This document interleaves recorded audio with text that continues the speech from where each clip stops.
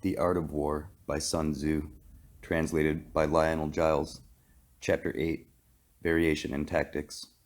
Sun Tzu said, "In war, the general receives his commands from the sovereign, collects his army, and concentrates his forces.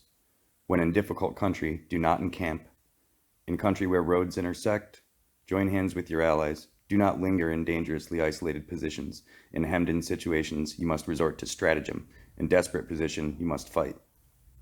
There are roads which must not be followed, armies which must not be attacked, towns which must not be besieged, positions which must not be contested, commands of the sovereign which must not be disobeyed."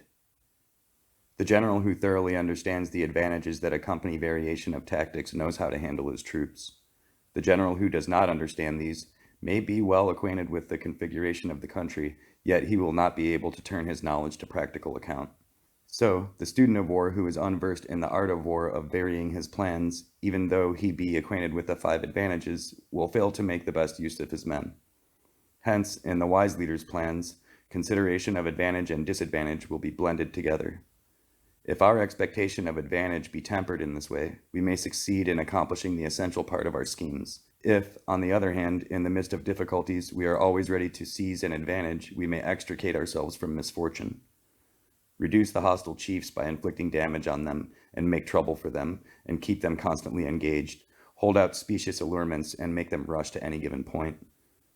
The art of war teaches us to rely not on the likelihood of the enemy's not coming, but on our own readiness to receive him, not on the chance of his not attacking, but rather on the fact that we have made our position unassailable. There are 5 dangerous faults which may affect a general.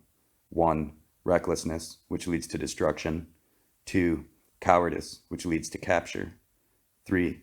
A hasty temper, which can be provoked by insults. 4. A delicacy of honor, which is sensitive to shame. 5. Over-solicitude for his men, which exposes him to worry and trouble.